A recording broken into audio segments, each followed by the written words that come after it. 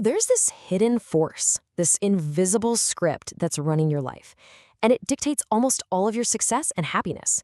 And today, we are going to pull back the curtain and see exactly what it is. Have you ever wondered about this? You're a smart person. You have goals, you know exactly what you need to do, but for some reason, you just don't do it. So what is really going on there? Or how about this one? You're right on the edge of a breakthrough, right? Things are finally starting to go your way, and then bam, you do something that just undoes all your hard work. It makes absolutely zero logical sense.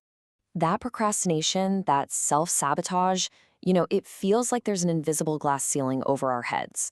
We can get new opportunities, we can learn all the new skills, but somehow we end up right back at the same level of success, earning about the same amount of money. We're just stuck. And this just proves that the problem isn't about not having enough resources. We all see people who have every advantage in the world, and they still get mediocre results. And then you see people like Colonel Sanders, totally broke at 65, or Oprah, who overcame unbelievable adversity, and they create absolute magic with practically nothing. So here's the real reason we feel so stuck. It all comes down to this fundamental core conflict. Part of you, your nervous system, is hardwired to keep you safe, to seek comfort. But another part of you, your soul, the very essence of who you are, is hardwired for growth. And that constant internal tug of war is what keeps us spinning on the hamster wheel. To really get this conflict, let's use a powerful analogy. I want you to imagine that your mind is made up of two distinct parts, a tiny little ant and a giant elephant. And here's the part that'll blow your mind. A staggering 95% of your life, we're talking your habits, your gut reactions, your big decisions, it's all run by your unconscious programming, 95%. So just picture this, okay? The ant is your conscious mind. That's a 5%. It's industrious, it's hardworking, it sets goals, and it is marching determinedly north towards success. The problem?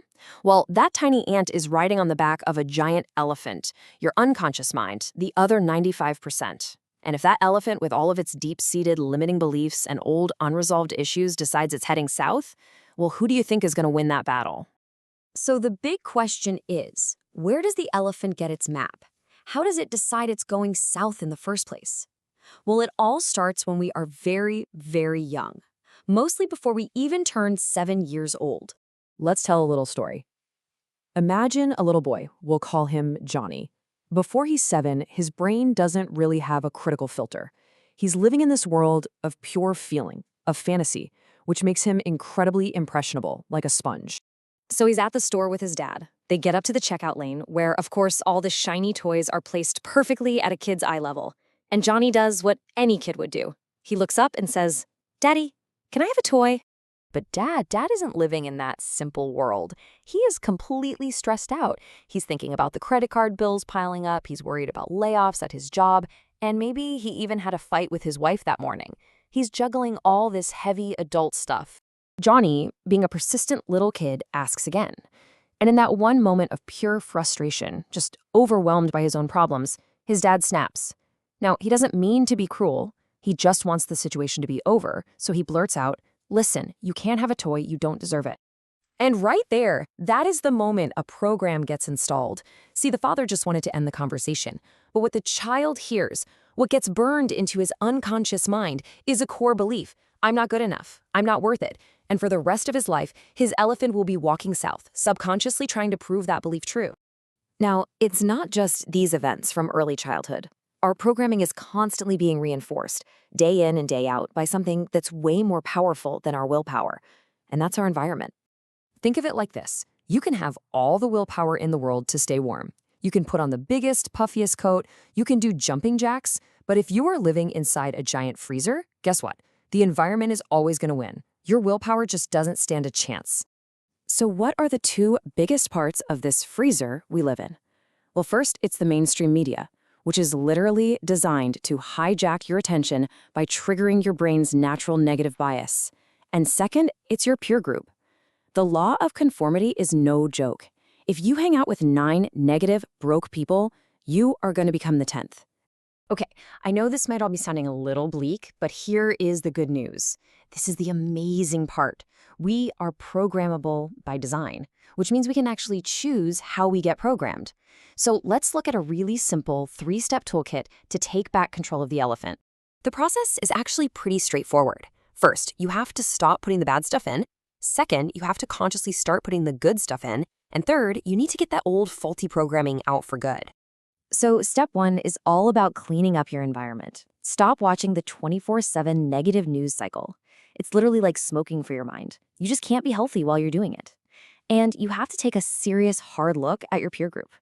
Look, you can't change your family, but like the saying goes, you love your family, but you choose your friends. Step 2 is all about being proactive. You've got to start intentionally feeding your mind with positive, growth-oriented stuff. Listen to inspiring podcasts, read books, study the lives of people you admire. Think of your mind like a compass. When you do this, you're basically remagnetizing the needle so that its new default is to point north instead of south. And finally, step 3. This is the deep work, getting the old programs out by the roots.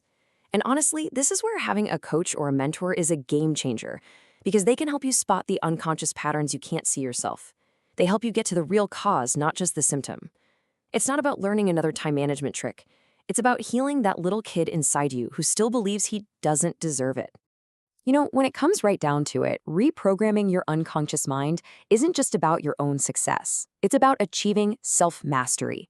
And when you do that, you become a living, breathing invitation for other people to change, not because you preach at them, but because they're inspired by the person you've become.